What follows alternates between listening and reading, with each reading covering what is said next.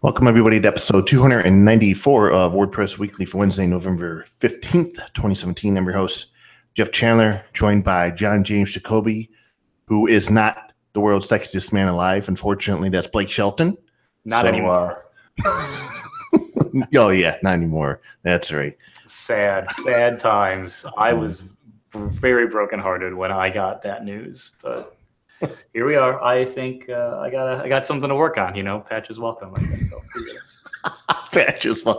Okay, so great to be back with y'all. We didn't have a show last week due to, straight line wind damage. They found out it wasn't a tornado. It lost all their pine trees in my front yard. It was a scary situation. Hobbled to the basement, and then within a few minutes, next thing you know, all these trees are down.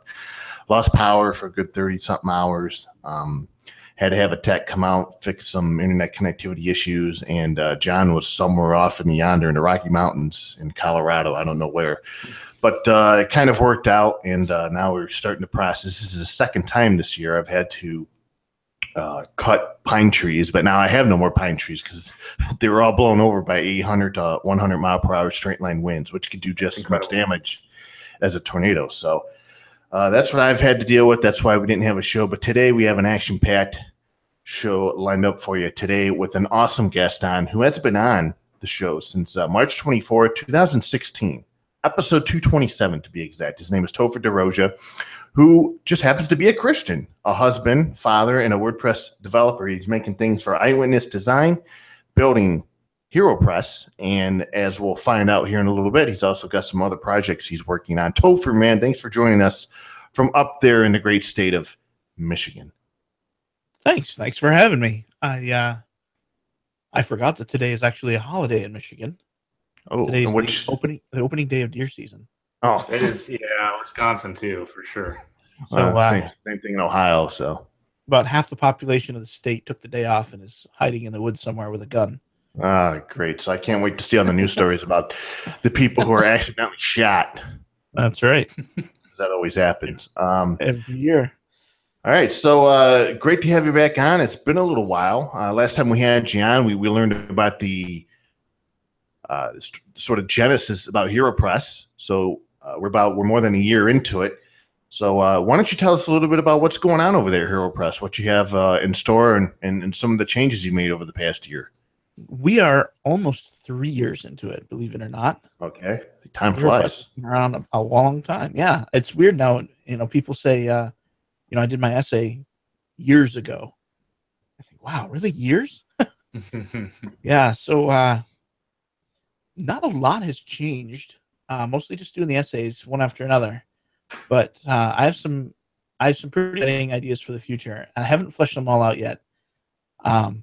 Just when I think I have everything nailed down, I have a long conversation with somebody wiser than me, and it all changes. And I think, oh man, now I can, it's all going to be different now.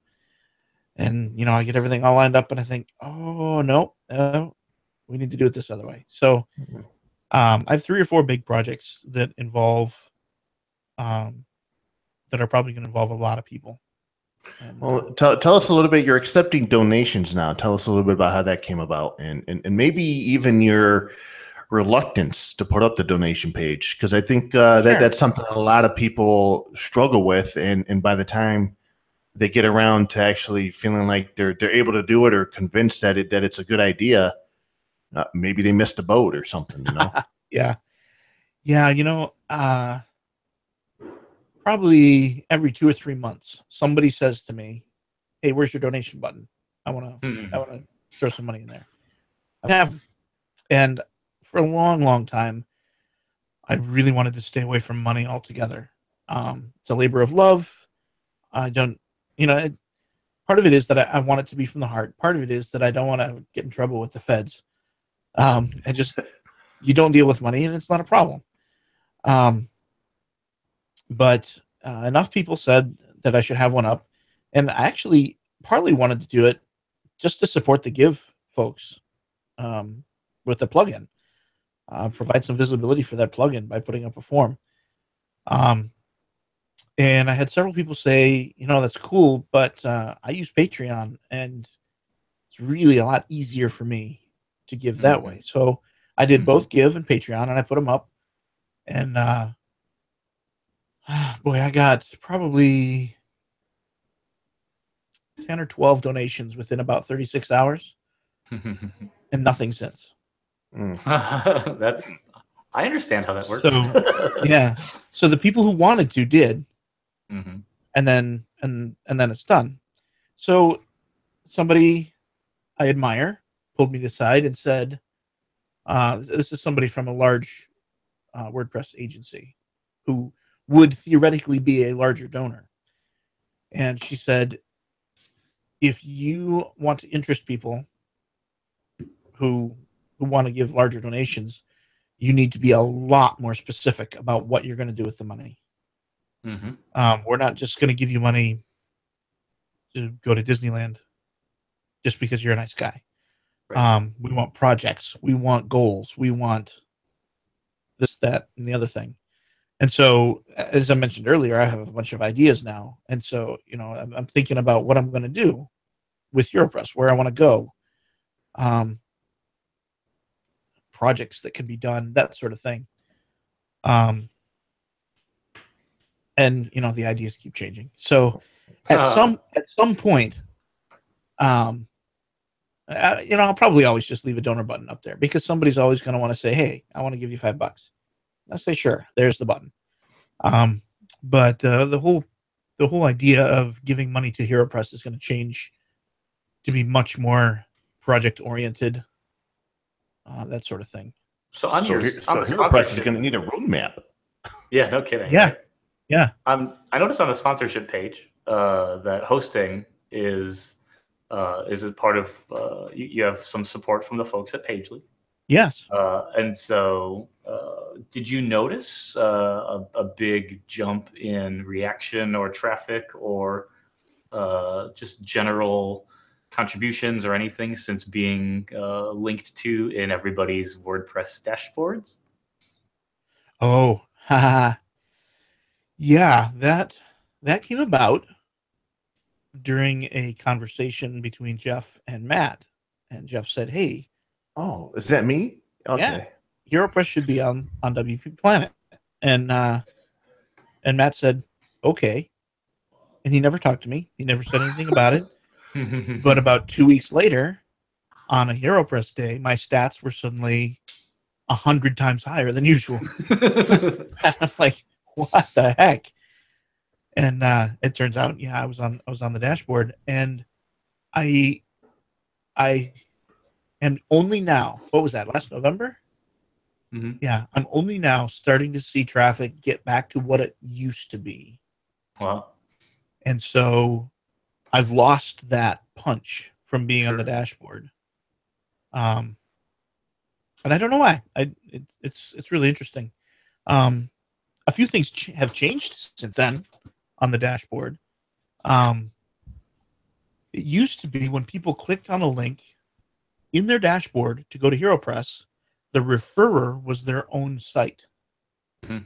Boy, I saw a lot of interesting domains through the stats back in the day. Yeah. Right. Yeah, I found some really cool websites. Places that I never expected, veterinarian offices in Saudi Arabia. Probably also lots of really interesting sites that were still in development. Yes, many WP Engine staging servers and stuff like that. Mm-hmm. But boy, I don't know, 3-4 months ago, they changed that. They changed the Google string on the link, and now it simply says RSS. And so every single person who clicks that is from RSS, which, I can appreciate the privacy aspect of it, but it was really neat seeing all those domains. Mm-hmm. Yeah. And also in the referrers for Google, what's the they changed it now to where you can't really see too many of the websites now that people are clicking links on that refer to your site. It's some sort of cloaked string, whatever it is, or some default referral link. I don't know what it is, but it kind of sucks now, because that's one of my favorite things about analytics is going in and look at the referrals, and you click on the link and say, oh, wow, somebody mentioned me at this forum or at this particular comment link, and then reading the discussion to see the context on how your article or website was linked to. That's sort of gone away now with Google adding these cloaked referral things. Yeah, yeah, that was really cool. I liked it a lot. I'm a huge stats nerd. I watch all the time. On Wednesdays when we publish, I keep Google Analytics up and I watch the bubbles pop up all over the place. And Rarst always gives me a hard time. He's like, dude, stop paying attention to the stats. It's not healthy. I'm like, oh, but it's so cool. Look, somebody from Indonesia. Well, I'm glad you've got the donation link up, and I'm glad you're starting to get a little bit of financial support for Hero Press, because it's an awesome contribution to the WordPress community, and to sort of highlight how awesome it is to the community. There's an article that was published a few days ago called "The Value of Hero Press for the WordPress Community," by Anna Segota. Anna Sugata, and she talks about how it's been inspiring to her and reading the various stories, and what I thought was really cool was all the quotes from members of the WordPress community on what HeroPress means to them and to the WordPress community, and there were some pretty inspiring things there, and I just kind of wanted to know. I mean, if I'm you and I'm reading that, I'm like getting goosebumps, all tingly, like, wow, it's great to see. But I mean, what was your reaction after reading some of the things that people said about the value of WordPress or value of HeroPress to the WordPress community? It was exactly that. You're like the Grinch. Your heart grew 3 times so big. The article was cool. I really liked that. Anna's a wonderful person. Number of quotes and the things they said was really, really special. That meant a lot. I may or may not have listened to a podcast that was recently published and went live with our friend Matt Mullenweg, where he sung the praises of what you're doing with HeroPress and it being in the dashboard and loving what it is that you're working on. So I know that we are not alone. Jeff and I are not alone in admiring all of the work and essays and everything that are happening and going on. And by the way, excellent work with the Kim Parcell article. That was cool to contribute to, and that was a great dedication to her memory on HeroPress. Thanks. Yeah, I've been trying for years to think of a good way to get that done, because she's the perfect HeroPress contributor. Yeah. I mean, just nailed it, and she was lost to me, and she was not lost to everybody who remembers her so well. Yeah, it was a great contribution. So outside of HeroPress, you've got some other projects that you're working on. You're always busy. I mean, never a dull moment in the life of Topher DeRosia. Tell us a little bit about. I mean, are you still involved with training materials for Always Training, or what other video training materials are you doing these days? Yeah, doing a variety of things. The video training world is changing. OS training is moving a little bit away from just general information to doing very specific, I don't know what you call it, video series. For example, I'm working on one right now for WPML. And we did a series on how to set up your website from beginning to end, but we used GoDaddy as the host, and so there was a lot of their tools built in and stuff like that. But then, excuse me, maybe 6 or 8 months ago, Bryn Wilson from England, from WinningWP, got a hold of me and said, "Hey, I'd like to do some videos with you." And so we did 3 of them just to see how it went, and it went very well. So he decided to spin up a YouTube channel of just WordPress videos, and asked me to do all of them, a year's worth. He wanted about 1 a week for a year. No pressure. Yeah. But it surprisingly, it was low pressure, because his target audience is super beginners, people who may not have used the internet before and read words in the newspaper and wonder what they are.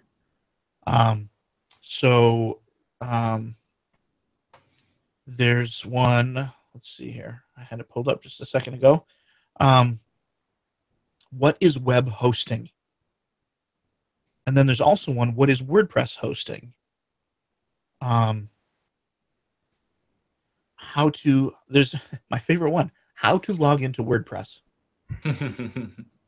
And so these are things I know deep down, inside and out. And so to make the video is not that hard. Quality was really, really high, really important to him. So we got Stacy, who makes the slides for HeroPress, to make slides for these video series, and they're amazing. She's a wonderful artist. The lots and lots of dynamic fonts, so it always reminds me of a newspaper from 1870 or something, you know, where they got cool, yeah. 18 fonts on a page. Mm-hmm. And so these are they're fun to make, they're easy to make, but I had an epiphany several months ago, and I realized there is an entirely different audience than the rank beginner, and that audience is me. Because I work with Tanner Mouche at Eyewitness Design, and we build websites for people. So we built a site for a place here in town, here in Grand Rapids, and I went to their office, and I sat down with the lady who was going to manage the site, and I walked through everything with her. How to log in, how to create accounts, how to make a post, all that stuff. And about a month later, she emailed me and said, I haven't touched it ever since. Can you remind me how to log in? And I started to tell her, and I realized I've already done this. Not only that, it's beautiful. And so I sent her the link to this video on how to log into WordPress. And I didn't have to think about it anymore. I didn't have to spend 20 minutes writing an email. And she wrote back 20 minutes later and said, hey, that's great, but I can't remember how to make a web page. So I sent her the link to the video, how to make a page. And it saved half an afternoon. So it's like video documentation. Exactly. And I've used it probably a dozen times since on other clients. There's one, how to add, change, and delete navigation menus. So somebody says to me, hey, how do I add the home button to my nav? I just send them the video, and I don't have to worry about it anymore. And I haven't experienced that flexibility as a developer from any other training series. People will come to me and say, hey, how do I learn WordPress? And I say, oh, there's a ton of video training for that. You can go to OS Training, you can go to WP Beginner, you can go to any number of places, WP 101, and they'll teach you how to do WordPress. But when somebody comes to me and asks a specific question, how do I do this? You can't send them to those places per se. Some of them you can, but this feels like a new kind of video series to me, and I'm really excited about it. It reminds me of like every single one of the home improvement videos that I've watched since buying a house. Yes. Where they're all like really simple things, but if you don't know how a water softener actually works, and you don't know how much salt you're supposed to put in it, or how the brine tank works, or whatever, you're like, oh, well, how do I learn how to put in a doorknob? Right. Doorknobs are incredibly simple, but if you don't know how, you're lost. Yep.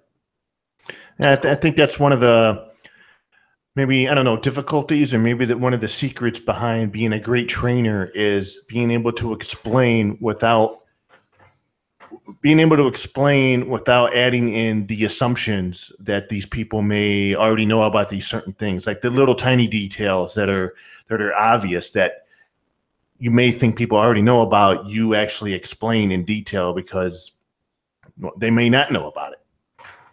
Yep, they may not know. So, I mean, one of the things, I don't know if this is public knowledge. I thought it was kind of funny, and it kind of relates to WordPress development in general and trying to keep up with training people on the latest and greatest of WordPress features. But I think it was always training that did they had a video series going on Jetpack, and Jetpack changes so much between version to version now that I think maybe does it become cost or time prohibitive to keep doing videos on that? Yeah, exactly. Probably 2 years ago, I did a series on Jetpack, and I covered every single element. I went through every module, that took a long time. It was probably 30 videos. Yeah. And it was really expensive to make because there were so many videos, because there's so much content. And 6 months later, they changed the UI, Mhm. and the whole thing was shot. And I think I did a second series, and then after that, Steve at OS Trading said, "Never again. We're not going to do that because Yep. the UI changes so fast that to do comprehensive coverage on the entire plugin is pointless." Mhm. Lisa Sabin Wilson has said the same thing about the Buddy Press for Dummies book that she did. That originally sales and the excitement was really high, but then we refactored and reimagined the way the default theme looked and all these things. Killed the book. Not on purpose, but you know, I've been feeling that guilt for ever since. It feels good to get that out. Lisa, I'm really, really sorry. I mean that's the Achilles heel of both print, which isn't the easiest thing to update. I mean, there's new revisions you can do, but I mean that's the Achilles heel of doing that type of training and documentation for software that evolves so quickly. Yeah, it really is. So I wonder how it's going to be for you when Gutenberg comes to actually gets merged into WordPress. You know, those video tutorials would be fun. Jeff, I thought you were going to say when Gutenberg comes to town, and I was about to. We're going to go into that Gutenberg when the Gutenberg poem. Like, yes, right, the night before Christmas. Oh, that's a good I poem. suspect that when Gutenberg gets released initially, there'll be a big flurry of video series. Of anger. Well, I mean, yeah, okay, video series, but training series. And then a month later, the UI will change because we will have learned so much, and everybody will kick themselves very quickly. And then there won't be any for a while, and no one will know how to use it, and it will fail utterly. No, I didn't. Oh wow! This dystopian Gutenberg universe that you live in is one that I am not looking forward to. We're living in like the bad 1985 Back to the Future timeline right now. We need to get back. We need to get the good future. Bifco Industries. Oh, Bifco. Dr. Emmett Brown has been committed. I love that scene. Anyways, I can hash out all the lines in the movie, but yeah, I mean, training as Bob Dunn over at Bob WP. I thought it was interesting. He created that poll not too long ago about the best ways that people enjoy their training, and it's still readable content like print on the web, but video was actually pretty high up there as well. So, I mean, it's still one of the maybe for a lot of people preferred ways of learning things, learning content, learning how to do things. Yeah, it's pretty funny. I don't think there are very many people who are ambivalent about it. I very often see people just rant outrageously against video training. They're like, just give me the text. I just want to read it. And other people who say, I just need a picture. Just show me. I want the video, but I don't want all of the things that come with like the stereotypical YouTube video that like we all know are like a problem. Like the 30-second intro that doesn't help me understand what the problem is. That reminds me to subscribe for updates and click here and there for this other.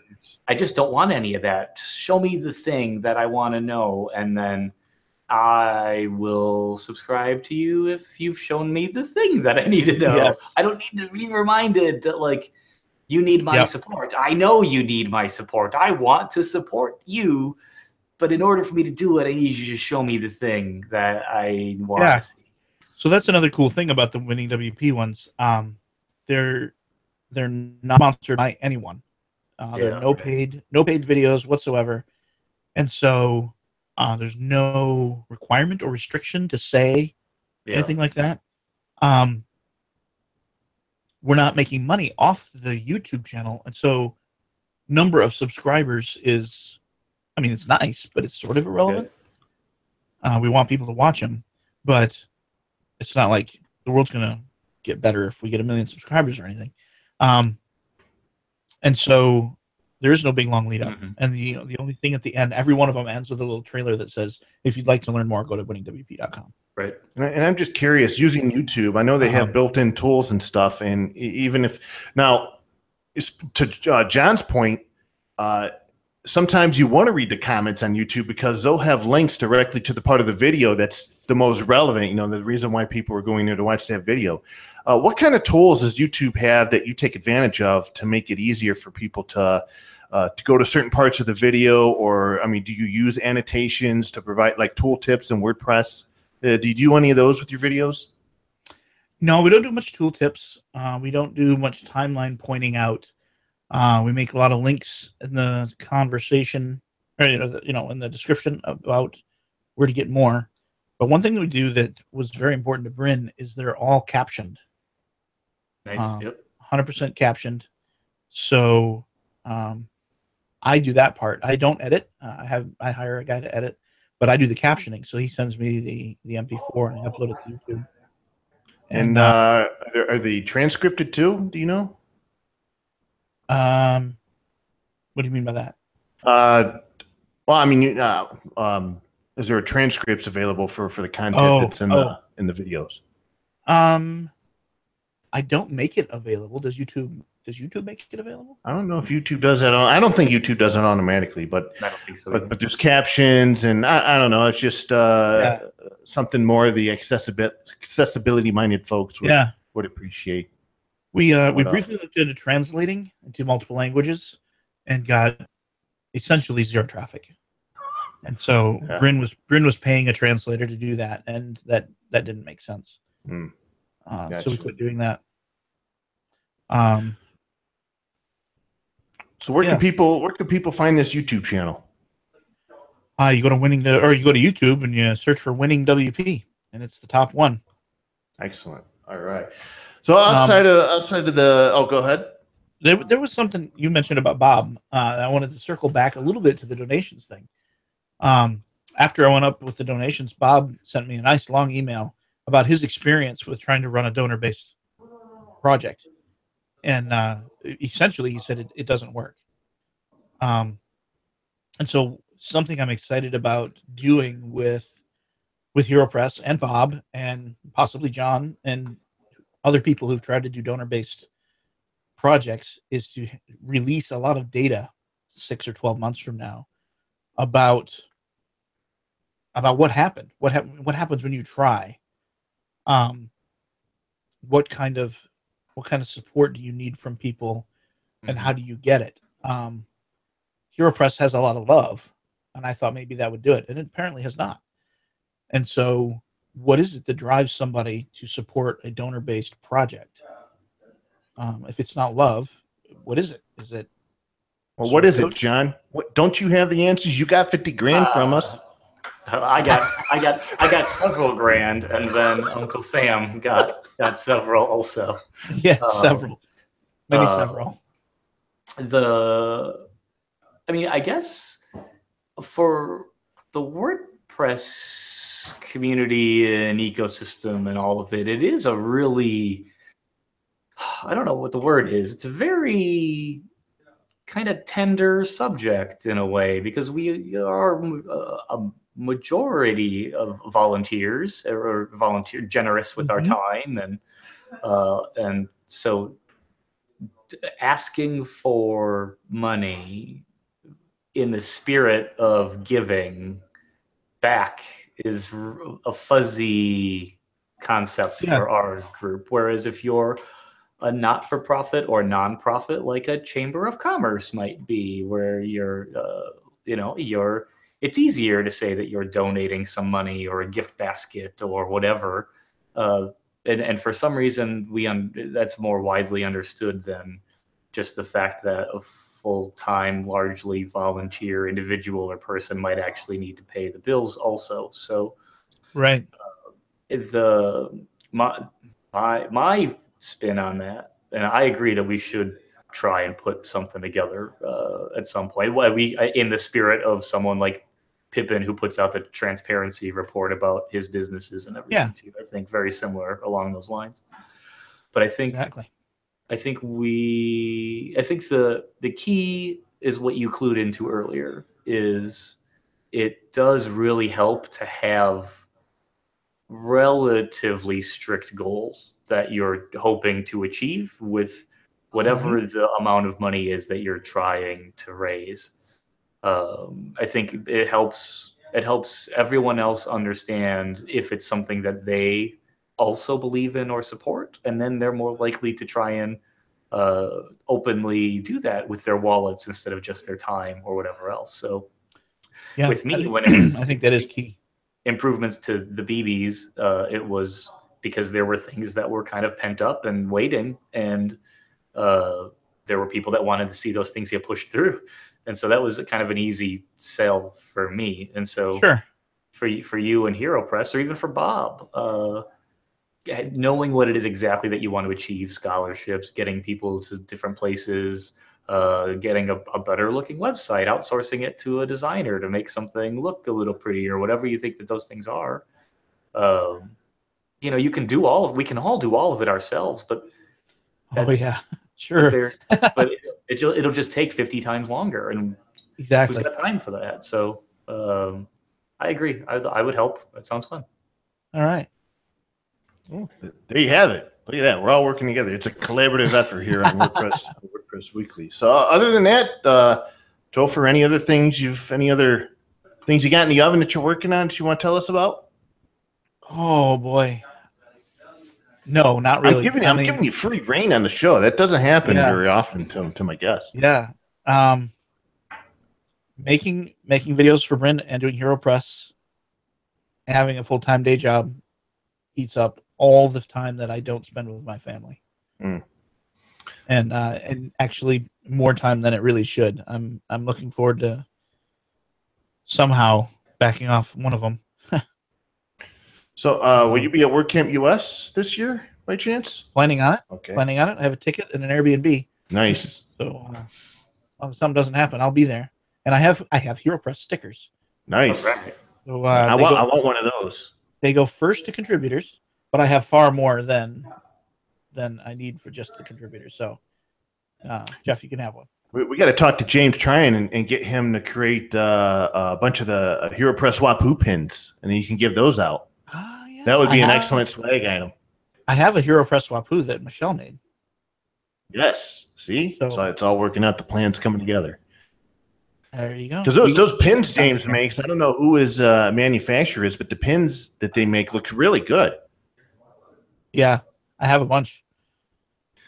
Excellent. You know, I don't see any WAPU on the Hero Press site. I mean, I searched for WAPU just now and couldn't find. Oh, that's interesting. There's a blog post somewhere. I found the blog post, but I don't see the cool Hero Press looking. We're gonna have to put him on here somewhere. Yeah, maybe I tweeted about it. Have to tie him to the branding. Is it a WAPU with like the Hero Press mask on its WAPU face? Yeah, he's wearing a blue mask, and of course the shield is the Hero Press shield. That's cool. That's awesome. I can't believe I didn't do a blog post about it. Yeah, it's on wapu.us. He's got the cape and the mask, and he's holding the Hero Press symbol. It's pretty cool. Yeah, it is on the master. That's cool. Collection. That's cool. So great to hear about the advancements of Hero Press. Excellent to hear that you're continuing your video training series over at on the YouTube channel WinningWP, and glad to have you around to teach people these things that they may not know about, whether it's web hosting or, these days WordPress itself. How do you explain what WordPress is to people? Yeah, try that one on for size. But it gets harder and harder as the years go by. Before you go, Topher, I want to say that I really appreciate that you are like a WordPress family.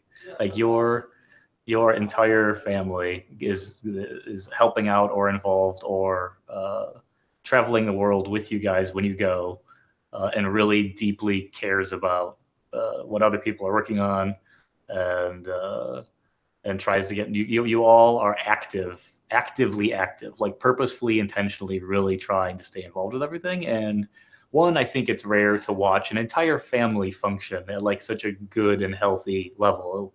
And two, that you guys are all so deep into and invested and happy in the WordPress community. It's like rare for a couple of reasons. And so I think it's just one, I think it's really cool. But two, I think you guys are you kind of raise the bar for what a contributing family could or should look like or can achieve together. So I, from afar, have admired it and think it's I just think it's really cool. I think you guys are doing an awesome job together and set a good pace and tone for other people. Do you think we could do a show called the DeRosias? We just follow him around as he's committing code and stuff. I don't know, but I really appreciate you saying so. Now I have a better reason to make my kids listen to this podcast. But there's the WordPress community has given an enormous amount back to my entire family. Each of us individually have gotten something different than the rest of us in the family. And I'm thinking there's probably a really good blog post there about the value of a family being involved. So now I have to put that together. Thanks. There's no WP hug like the one your wife gives, let me tell you. That's it. That's awesome. And like I've always said on this show that your family's great, your wife's great, and the entire family being involved is a wonderful thing. Topher, thanks a lot for being on the show today. All the best to you and continued work on HeroPress and your video tutorials on WinningWP. If people want to keep track of you and stalk you or become a fan, stalking fan, same thing in today's day and age. How can they keep track of you? I am Topher1 Kenobi just about everywhere. Always on Twitter, always on WP Slack. I have a Facebook page, but I don't log in very often. About once a week to publish HeroPress. Mostly Twitter and Slack. But I'm always around. Excellent, man. All the best to you, and hope to see you at WordCamp US. You bet.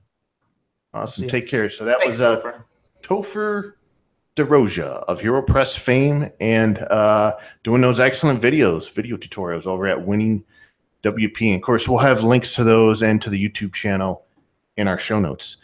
John, we've got a lot to cover today, especially near the end of the show. I really want to talk about this subject with you about the blue-collar WordPress worker and the 2,500 sites built on to grow the CMS. I think we could have an excellent conversation there. But before we get to that point, Press This has been removed from WordPress 4.9 in favor of a plugin. I hear all the sighs. Yes. This breaks my heart. I really like Press This. You're being serious. I am being serious. I used Press This, especially when it just got a revamp. It just got a new UI, and it got a lot of effort went into making Press This good. And not too long ago, it got a redesign. Actually, it did, and I think I don't like this because I really like what Press This stood for, in the same way that I really like what the blog roll feature in WordPress stood for, which was XFN, which was the Extended Friends Network, which was a whole actual protocol on the web for how to link back and forth to things. So seeing the idea of Press This, which made it super easy to publish to your own website, go away, breaks my heart, because it's now so easy to open up Twitter or open up Facebook and just shove an update at everybody. It should be just as easy to do that on your own WordPress site. And the fact that that feature is being removed because of it just wasn't used and wasn't that popular stinks. I think WordPress needs to be as easy to post into as a Twitter and Facebook and everything else. And the fact that it never got there breaks my heart. Well, Andrew Oz, a core contributor, said in a ticket proposing the feature's retirement, says that bookmarklets were popular 7 to 8 years ago and now are considered mostly old tech. And the Press This usage was dwindling, or has been dwindling, for the last several years. Currently, it's at or under 0.2% of the WP admin request, as far as they can tell. It seems best to extract it from core to a plugin, similarly to the importers. So its use or its lack of use is one reason, but I kind of wonder how they came up with those numbers. How are they tracking that, by the way? I mean, somehow they would have to be able to track that. So that's interesting in and of itself. But there's this question of, well, what is Press This without the bookmarklet? Because the bookmarklet made it very easy it automatically cited things, and it made the whole process very convenient. Now they're sort of taking that away due to security issues. And Brandon Kraft says that the usage of bookmarklets across the web has decreased significantly, and bad actors attempting to trick users to perform unsavory actions increased over the years through these types of bookmarklets. So he says, coupled with advancing toward a new editing experience in Core, which is Gutenberg, they have decided that it was a suitable time to make these changes in one swift move. So if you visit the Press This page in WordPress 4.9, you'll actually see that the Press This plugin is required. Notice you'll be able to install it there. But even if you install the plugin, the bookmarklet has disappeared, and the code for it is gone. It's not available. So there you have it. Yeah. Rest in peace, Press This. I don't disagree. Features like this that don't have heavy use, that they are ripe for the chopping block. They're cutting it is the right thing to do. It just still makes me sad. So Bianca Wells, congratulations to you. She was awarded the Kim Parcell Travel Scholarship. And Bianca lives in Jamaica. She's been using WordPress since 2005. We actually featured her on the Tavern back in 2015, where she provided a lot of insight into the Jamaican WordPress community. A really cool post that we linked to. She will actually be presenting at WordCamp US on how a couple is using WordPress to try to increase understanding and participation of the deaf community in Jamaica. That in itself sounds really interesting. She also mentioned that she's identified a few members of the WordPress community in her area, and she's attempting to build up this nucleus to start up meetups. She's got meetups scheduled for December and January, and they're also going to be working on a workshop series, so a bit of a on WordCamp type of deal at their local meetups. They've tried to do this before. It kind of lost steam, so after a little bit of a break, she's getting back into it, get that renewed energy, renewed motivation to do it. So congratulations to Bianca, and I can't wait to meet her in person at WordCamp US. And if you happen to see her, stop her, say hi, congratulate her, and if you have any questions about the Jamaican WordPress community, I'm sure she would be the one to give you the answers. Yeah, it's super awesome. It's I'm excited to meet her too. Hopefully, I mean, if there's not 2,000 people trying to that's the thing. Yeah. You'll have a list of people you want to meet at WordCamp US, and at the end of the weekend, you met maybe 2 of them. Yeah, that's right. But hopefully, Bianca, if we run into each other, I'm excited to congratulate you and meet you and all of those things. It's cool. It's really great. And people geared up for WordCamp Europe, you can grab an early bird ticket as they are now on sale. WordCamp Europe 2018 will happen in Belgrade, Serbia. Very cool location, from what I've been told. June 14th through the 16th. Attendees who purchase a ticket before December 31st, 2017 will receive a limited edition swag item. So a batch of 1,000 early bird tickets were released. Looks like more than 10% have already been purchased on the first day of sales. Tickets are €40 and include 2 days of presentations, lunch, coffee, snacks, t-shirt, and a ticket to the after party. And it also gives you access to the contributor day. Now, keep in mind the tickets are non-refundable. So if you happen to purchase a ticket today, you won't be able to refund it. The best thing you'll be able to do is maybe give it away or maybe resell it to somebody else. But there were some interesting things about last year's WordCamp EU is that they opened up early access tickets pretty early, and they sold quite a few, but they actually ended up with a 24% no-show rate at the actual event. They expected more than 3,000 attendees, but only 1,900 showed up. I was one of those 24%. I was definitely one of them, and it was like my eyes were bigger than my stomach. I was like, of course I'm going to go to WordCamp Europe. Like, there's no way I'm not going to WordCamp Europe. And there were contributor summit and everything that was going on there. Like, yes, for sure I'm going. And then it was just too expensive for me at the time to swing it. By the time it was all said and done, there was just no way that I could afford to go. I also waited too long to actually plan anything, which is, I guess, if you know me, might might or might not be the way that I generally go about things anyways, but I was totally one of those 24%. So they're hoping that by opening up early bird access tickets later, that they'll still be able to sell them, but yet they'll have a decrease in the no-show rate. It was really hard for me to not buy an early bird ticket for next year again. I was like, oh yeah, that's awesome, of course, yeah, boom. Yeah, who knows what might happen? let's make sure that I know I'm actually going to go. So. Yeah. All right, so I've said the word earlier in the show. Let's talk about it a little more. Why not?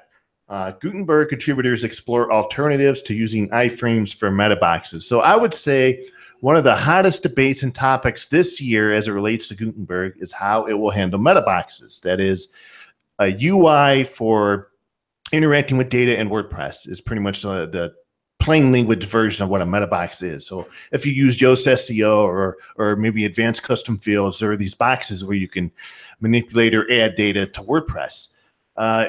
Currently, Gutenberg has or didn't have any support for these meta boxes. It's kind of like Calypso. So if you're using Yoast SEO and you use that interface to publish or manage content, you had no access to those meta boxes. You couldn't control that data. So there's been a lot of discussion on, well, how are meta boxes going to be handled, and how can we do it in a way that doesn't break backwards compatibility, and so many other facets to this conversation. Well, they've recently put in iframes to try and do meta boxes through iframes as an experiment.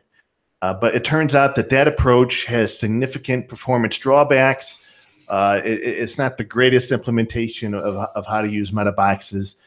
So there's this long conversation with developers and core developers on why it's totally not a good idea. In fact, there's a later article where Matthias Venturis, hopefully I got his name right, he actually confirmed that, yeah, it looks like based on this experiment, this is not the way we're going to go. So we could probably easily roll this out as a method to use the meta boxes in Gutenberg, so we don't have to worry about that. So we'll have to see what the next sort of experiment is, but the amount of discussion taking place, I mean, developers are very keen on what's going to happen with this particular issue with meta boxes because, I mean, they're very important. It's how many people access, manipulate data. I mean, advanced custom fields. There are so many plugins out there who have their own custom meta boxes, and to have an interface that currently doesn't support them is, yeah, I mean, I can see how it'd be very troubling, especially if you're a plugin developer of a popular plugin. Every plugin that does anything with custom post types uses meta boxes heavily. It relies on the meta box API to function. Every single one of them does. The thing about iframes is it was never a good idea. Like nothing about iframes for meta boxes was a good idea. They could have used Flash, and it had the same result where everyone would have said, "Oh no, that we can't. There's no way this is a good idea." But it did two things. It got people talking about it, which is important because everyone went, "Oh, well, no, of course not. Are you serious? You're using iframes? Yeah, no, that's not okay. And now let's talk about what is okay." And then two, it proved it set the bar low enough where no idea was a bad idea, which is really important when you want to talk about stuff like this. When you want to solve really challenging technical issues, someone needs to be willing to stick their neck out and say, okay, we don't really know exactly how we want to solve this really big, complex problem. Here's the best we can come up with today, and tell us how bad that it is. And if it's really great that we're a community of people that are willing to experiment with these kind of things. If we didn't have that freedom, I don't know that we would ever really get anywhere or get much accomplished. So it was never a good idea, but I am really happy that they tried it, because without trying it, we wouldn't have had the discussion that we had. So hats off to all of them for not only just the Gutenberg team for trying and putting something in there experimental wise, because got to do it, but also to everyone else that passionately got involved. But the one thing, if I'm going to be critical about no one in particular, because I really don't remember any of the comments that happened, I just don't get how nasty people get about stuff like this. Like, people are real passionate about it, but like, when I say that iframes were never a good idea, it isn't about any one specific person or their idea or any individual. It's just technically this is not a good way to solve this problem. But a lot of people take it maybe a few clicks more on the personal side of it, where like for example, Tammy Lister, she is the product design lead right now for the Gutenberg project, and one of my favorite people and a long-time Buddy Press contributor. She's engaging in conversations on the tavern comments, GitHub in the comments on what's going on here. And some of the things she says gets turned right around back at her. And some people are saying, there's no way she could be in a position to lead this project. Look at what she's saying, you know, taking things to the personal level. And this in turn kind of, you know, we'll talk about this. It's nasty. It's not right. It's not right. It's nasty. It's not right. And I don't know. It bums me out. And it just feels like we are mature adults that are not just grown-up children that should be a little bit better at giving each other the benefit of the doubt, or about having an open mind about some of these things, or about I don't know, being a little bit more friendly with one another, because you know you're going to have to see each other at a word camp eventually and say hello and shake a hand. I would rather have a hug than a smack across the mouth. It just is So something that recently came, a conversation I recently had with somebody very close to the Gutenberg project, and something that we'll talk about when we have Matt on the show. We plan to have Matt on the show hopefully by the end of this month, is the psychological, emotional, and perhaps even physical impacts that working on Gutenberg has had on the people very close to the project. I mean, we're talking about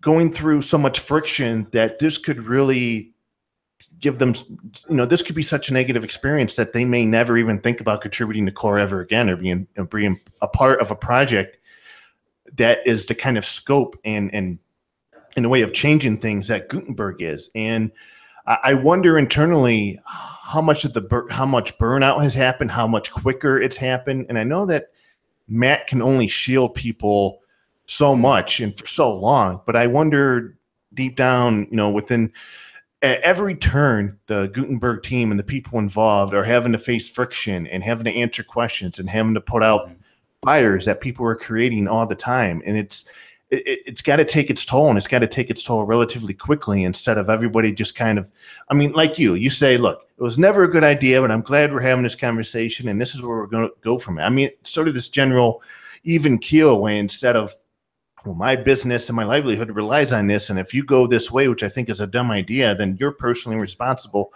for me not being able to pay the bills. I mean, I just wonder, I know a lot of people are going through some real struggles right now contributing to WordPress. In fact, somebody even brought it up on Twitter, and I saw Ryan McHugh make a comment regarding his work on the REST API that working on that really the thing is, it's not even like it's a thankless job, because there's lots of kudos and accolades. Everyone is appreciative of the work that's going. I mean, not everyone. I'm speaking very broad strokes. That it's not like there's a lack of appreciation. I just think that big initiatives like these, I guess let's name a bunch of them off. If it's not Gutenberg, then it's the REST API. The REST API, or the multi-site merge, or I don't know if we could add in MP6 into there. Not really, but there was a little bit of, I admittedly was not a believer in what that became. I was against it, not like nasty against it, but just like, oh, you know, like it was not a thing that I was super supportive about. And Crazy Horse or any of the older features, or and the BBs have seen their fair share there. WooCommerce goes through its own things. Like, it reminds me a lot of like growing up, or like, you know, college. Going to college for a lot of people is like the best and worst time of their lives, because they're crunching through an insane amount of work with, you know, people that maybe aren't helping them be the healthiest people on the planet. But then you look at it 10 years later and it was, you know, the best time of your life or whatever. So I think that it's important that, I mean, this is my roundabout way of trying to tell all the folks that are working on Gutenberg that they should keep their heads up. And the way that the Gutenberg story gets told will not be from all of the like haters and the negativity. It will be based on the enormous amount of work and effort and success that a project like Gutenberg sees. It just, when you're in the moment, I mean, gosh, it was just Veterans Day. Anyone that's served has been literally in the trenches with one another, doing the hardest work that there is to do. And they come out of it and it changes them. And you look back on that time years later and you find a different type of appreciation for it. So people get burnt out and they are in the moment, and it's not a cool deal, but you know, everyone will live for a better day. So, and as a side effect to the conversation about iframes and metaboxes was this conversation about Gutenberg, or the Gutenberg team, needing a new communication strategy. And this kind of led to Morten Rand Hendrickson to create a new issue where he succinctly outlines a document that can serve as a plain language outline of Gutenberg's scope, direction, and goals, which I think is a great idea, because if you look, I mean, I think it's a sign when you have Matt Mulloway publishing a post, Matthias publishing a post, and some other folks close to the project publishing their own posts on why Gutenberg is important, the vision of Gutenberg, where it's going, what it's going to allow. But if you go to like the official project page, you don't really see that. You don't see the scope. And a lot of people, you know, if somebody were to ask me, what is Gutenberg? My plain English version to them would be, well, it's a new editor that turns everything into a block. I don't even know if that's accurate, you know, but it's gone from replacing or enhancing the editor to the whole page now, because that's why we're talking about metaboxes.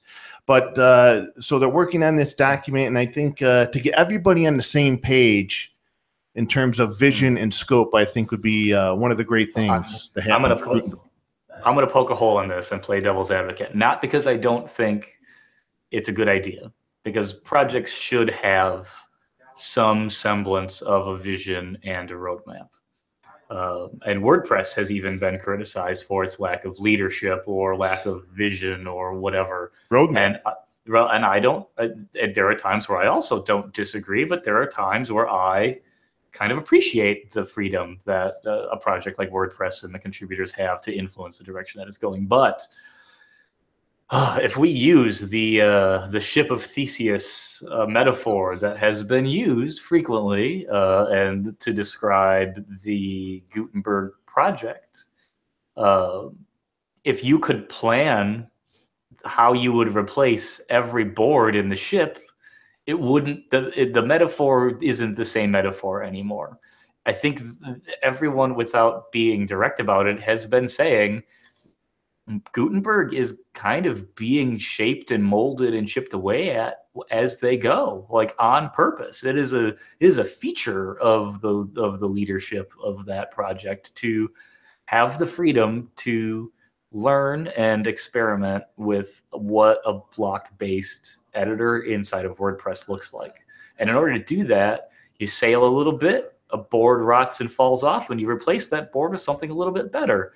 And you keep going, you keep trugging through, you change course when you need to, a board falls off and you replace that board. And by the time that you're done, you end up with a new ship. And now that you have the new ship, you can look back and see where you lost all those boards, but you could never have predicted where you were going to lose those boards in the journey.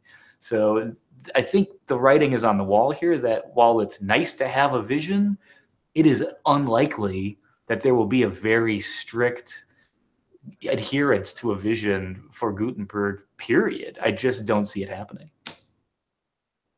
End. /end.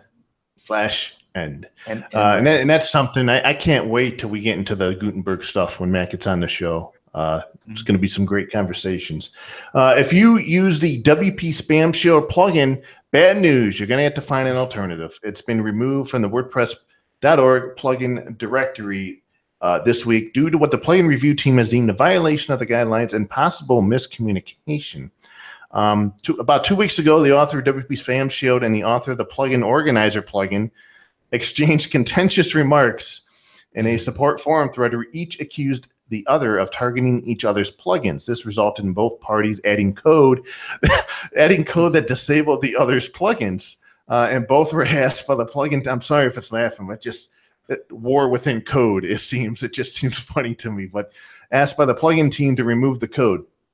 Now, WP Spam Shield's author, Scott Allen, published an account of his interactions with the plugin team with updates for his users. And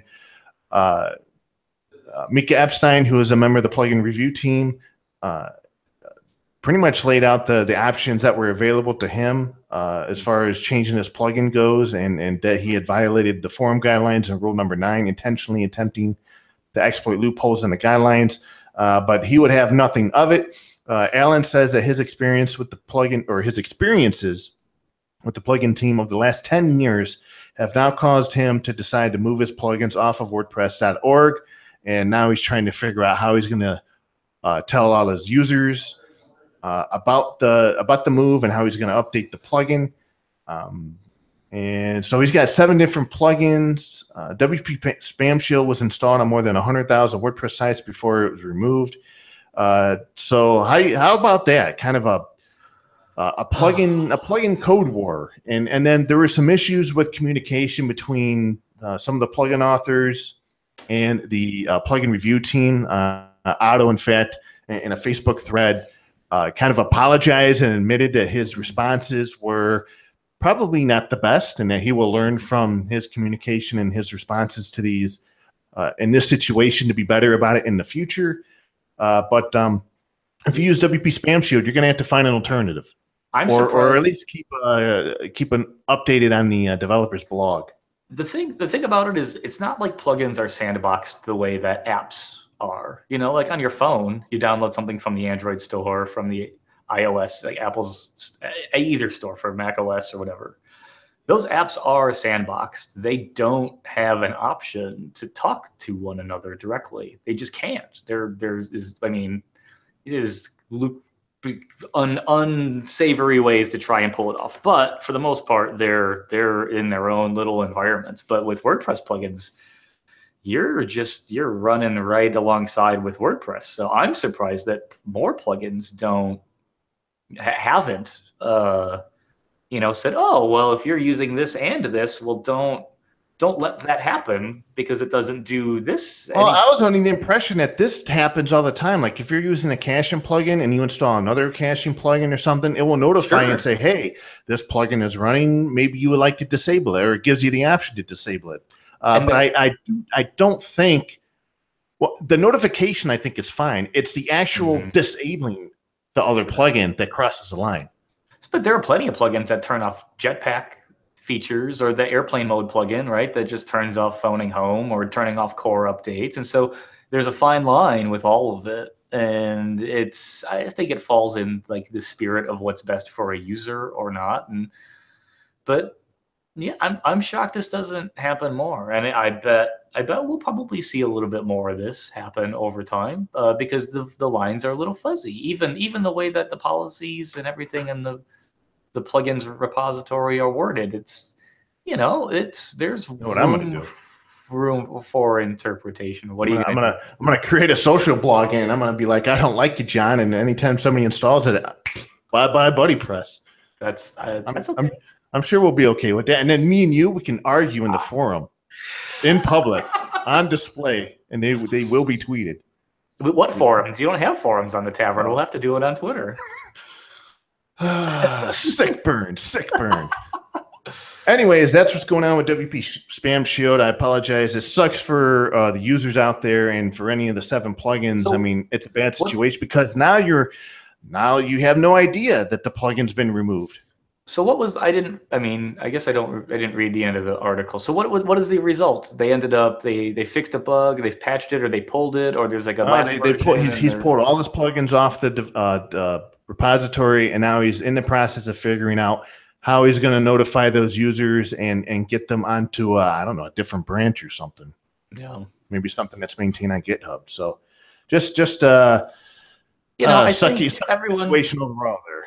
Everyone take a breather, right? And give it some time, and hopefully everyone can afford to take some time and figure it out and come back. I mean, yeah, in my early days of helping out in the plugins repo, I had my fair share of interactions with people that weren't always 100% positive, but you try to work it out. You try to find a solution. It sounds like everyone is figuring out how to do that and work towards it. So hopefully that's where everything ends up. One of the last things we want to talk about today is a great article by Matt Medeiros over there at mattreport.com. Hi, Matt, the other Matt M of the WordPress community. He published an article called The Blue Collar WordPress Worker and the 2,500 plus websites built to grow the CMS.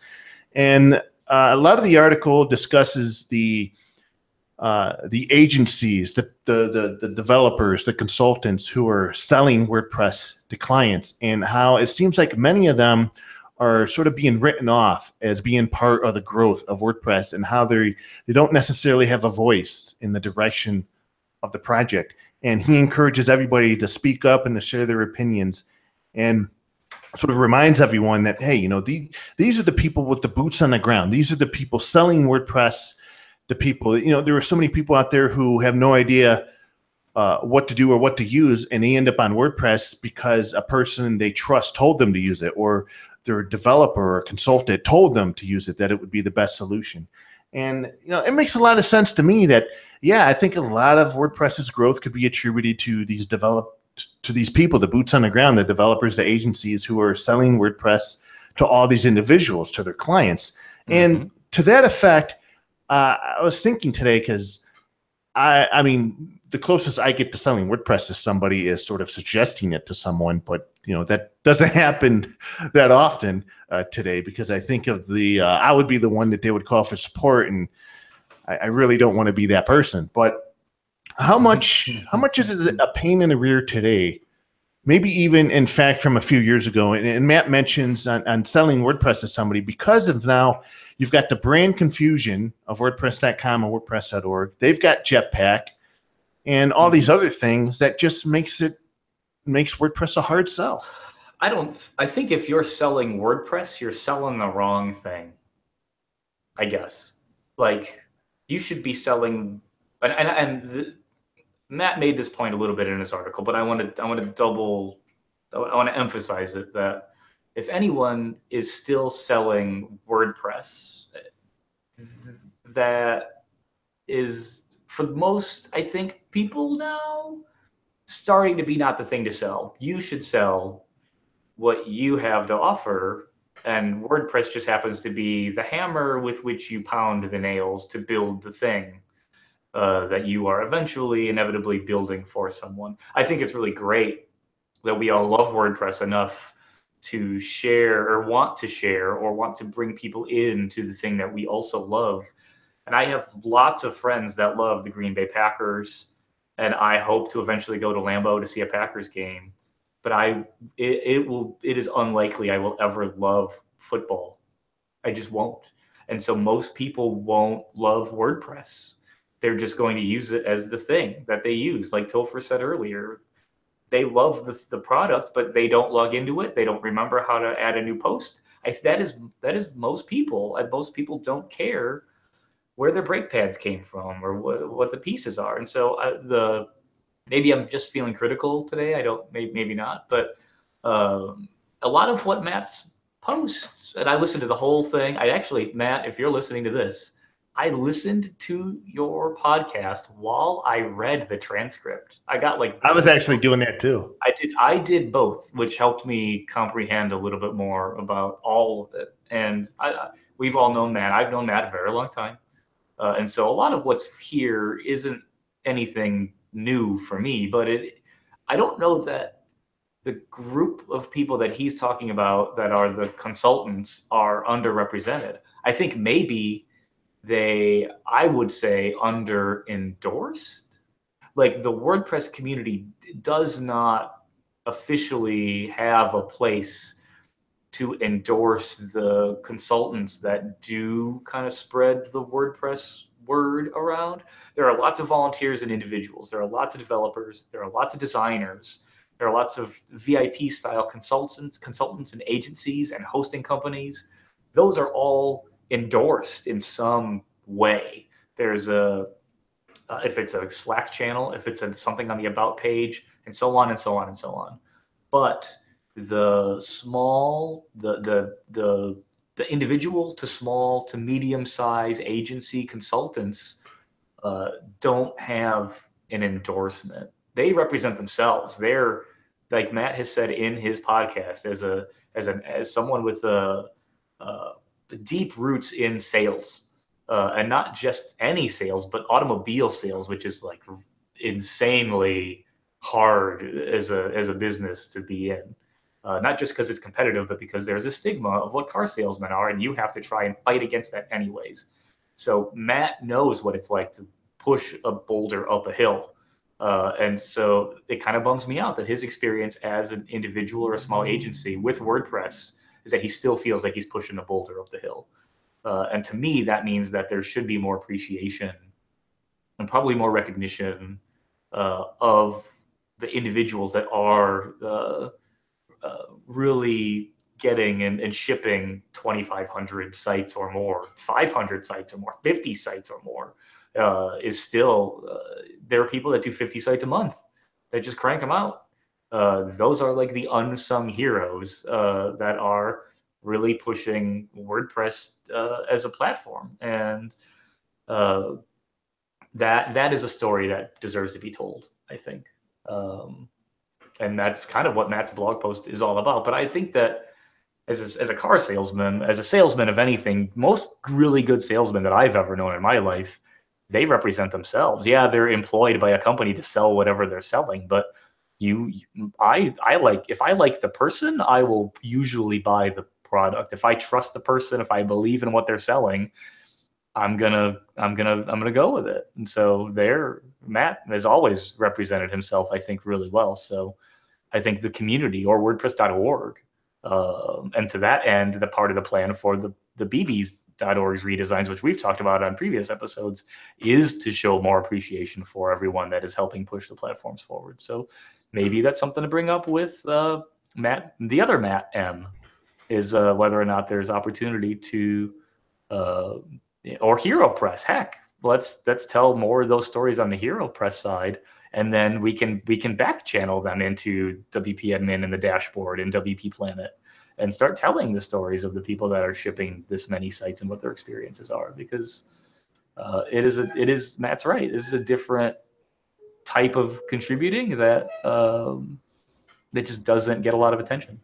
I think there's a lot of great quotes too at the bottom of the article, and one from Brian Link, he's got 15 WordPress websites under his belt. He says, "I would bet only a handful of my clients in the history of my business would have found WordPress on their own without me.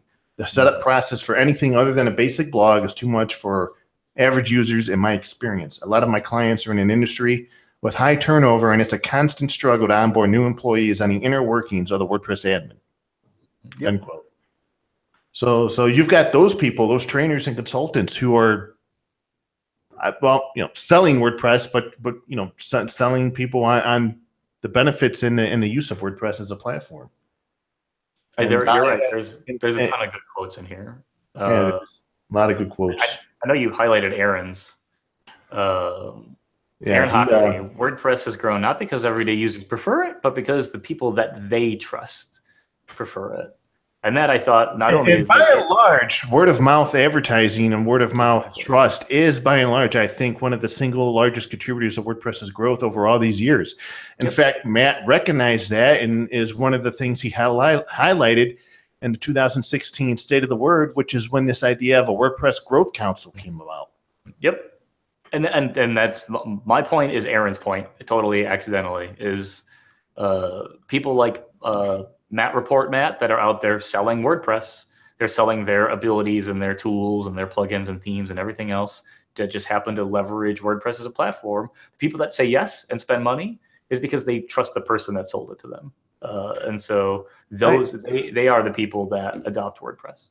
I think we're people in this realm, this agency, this convincing users that WordPress is a good option and contributing to the platform's growth. I think where they get miffed is hearing comments, even though they might be true, is that remember when Matt commented on the growth of WordPress? It might have been at Pagely where he said Jetpack is one of the major reasons why we've had so much growth in WordPress.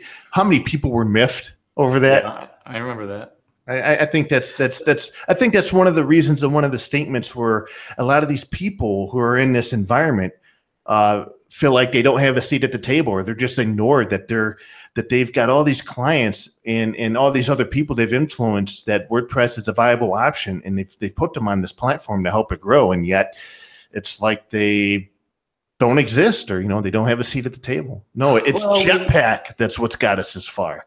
Well, yeah, but sort of. I bet, and Matt's been pretty open about his perspective on stuff. I bet if you asked Matt today, he'd probably give a different answer. Maybe not. Maybe when he's on the show, I'll ask him again. But I read an interesting article on it was on the GQ.com, which I hadn't read as a magazine in like years, but it was about Andre 3000 did an interview. Somebody interviewed Andre 3000 from Outkast, and I had thought like, oh, I love a lot of their music and what he does, and but unfortunately, because of the web or just the general way that the world is today, it is sort of like a "what have you done for me lately" kind of environment. And so if you just don't hear about the cool stuff that someone is doing, they fall off the radar. And that's not because you don't care or like them or appreciate what they're doing.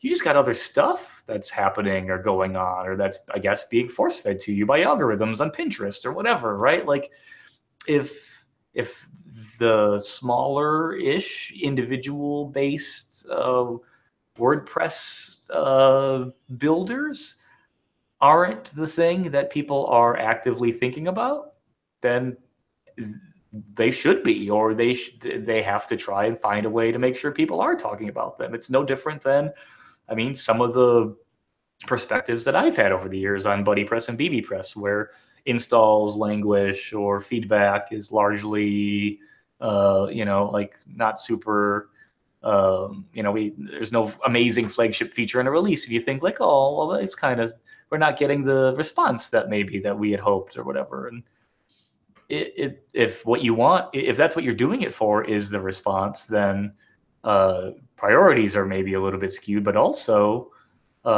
we have to do better at making sure that we're marketing ourselves and what we're working on and doing. And I'm just not comfortable doing that. And so we have to get comfortable doing that. We've got in a way that isn't like a turnoff to other people, where I've been every time that something usually comes up in like it was a WordPress core issue or a bug or something, it's actually really hard for me over the course of doing this for 10 years.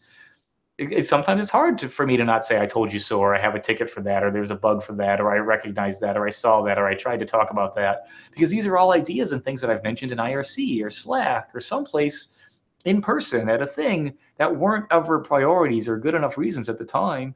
And you kind of got to let it go. And if it's a thing that you had the chance to own, you should have owned it. I should have owned a million things, but just never had the time. I think it's if Matt wants to own this space for his people that he coincides with, that he believes with, that he is a part of, he might be the one. He might be the one that needs to take the ball and run with it. Sweet. He can create his own growth council. Maybe. Yeah, maybe. That's what I'm maybe saying. he should. I mean, anyways, the article is a great read. A lot of food for thought in the piece. We'll have a link to it.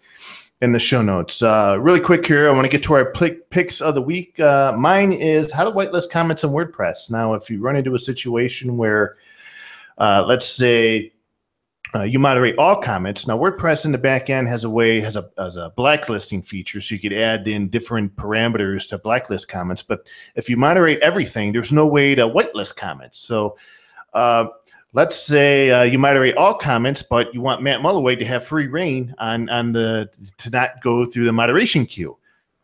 So I came up with this plugin. In fact, I found it through a Google search. It's called Comment Whitelist. It has been updated in like 9 years.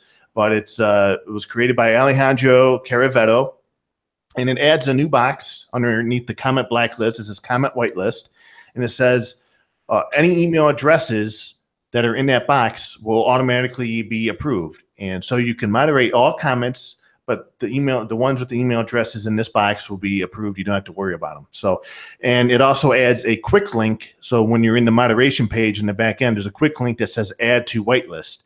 So you can click that. The email address of that comment will automatically be added to the whitelist box, and it takes care of everything for you. So that's all it does. It works. I tested it. Even though it hasn't been updated in like 9 years, it still works.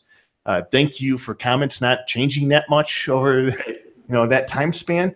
But that's my pick. This is a good pick because this is such a good idea. Like this especially for like multi-site installs or any site where you do have comments enabled. We have a blacklist. Why wouldn't we have a preferred whitelist of? Now, one of the downsides on this is it uses email addresses. So if somebody knows an email address that's whitelisted, they could use it to impersonate others, and it would get right through your spam queue, and you wouldn't be able to moderate it in time. But only who the whitelisted commenters are. So hopefully, that wouldn't become too much of an issue. Right. Yeah, that's a good idea. My pick of the week is one I sort of stumbled upon on accident, but is also, I noticed, is listed under the beta plugins on WordPress.org. Is the dark mode plugin by Daniel James. Really? Dark mode. So I didn't know that existed, actually. Yeah. So it's a plugin that adds a little bit of CSS to